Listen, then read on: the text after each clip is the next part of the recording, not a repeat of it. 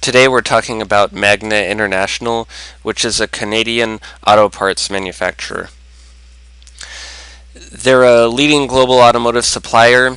They specialize in seating systems, vision systems, roof systems, electronic systems, as well as body and chassis systems, among many others.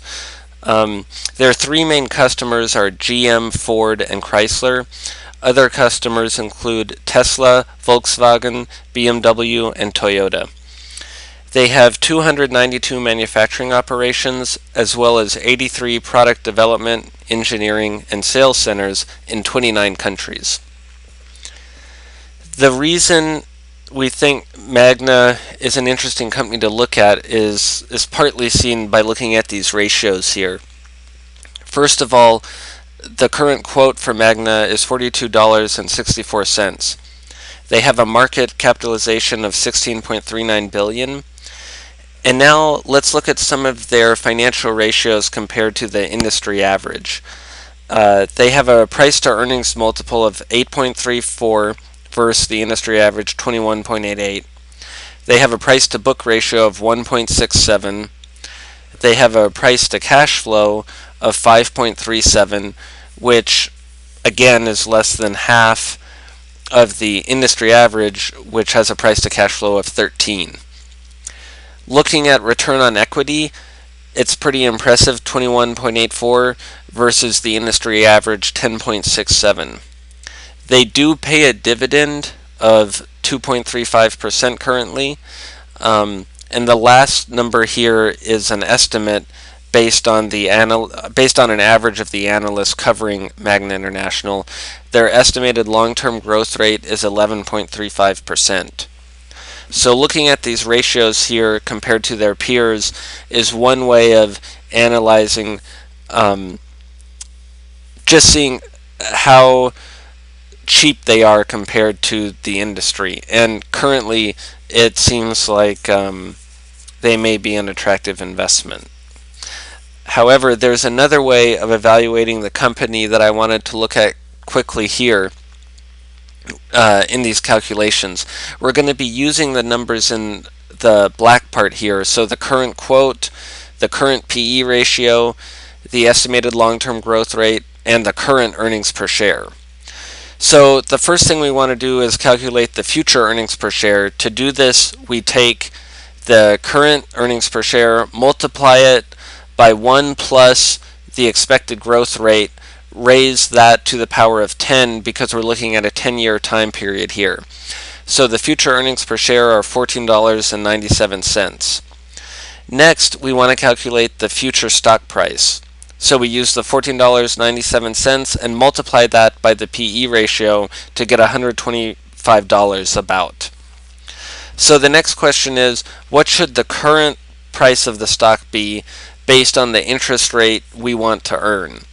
So that's the present value calculation we see here. So let's say that you want to earn 10% a year, so a 10% annual return rate. So then the present value is $48.15, which is actually somewhat close to the current stock price. So if you want to earn 10% a year, and based on these numbers, it seems like it would be a good time to do an initial investment in the company. Now, just to see another variation of that, say that you were okay with earning 5% a year, then you would use this bottom equation here to get the present value of $76.66, which of course makes Magna look even more attractive as an investment. So if you want to play around with these numbers, you can adjust the estimated long-term growth rate. If you think that the 11% is too optimistic, you can lower that. Or of course you can change the interest rate you want to earn in the present value formula. And look at some variations there. This is just one way to value a company. Of course, there's many others that we'll look at in future posts, but just wanted to show this common way here. Next, let's talk about some risks for the company. 6 of their largest customers represent 83% of sales. However, this is going to be the case with any auto parts manufacturer you look at, because there just are only a few big car companies. Next are political and economic conditions. So for the economic conditions, of course, if unemployment were to increase and consumer confidence go down, then the car companies are going to be selling less of their vehicles, and of course that's tied directly to Magna's earnings. As far as political, they are a Canadian company. If import tariffs were increased or border taxes, if there were any change in those areas, of course that would impact Magna International, but that would also impact a lot of other companies and a lot of other industries. And just going back to the economic conditions, during the financial recession when the car companies were crashing, of course, Magna's stock was performing very bad during this time also. Lastly, the automotive industry is a cyclical industry, so that's another known risk for Magna International.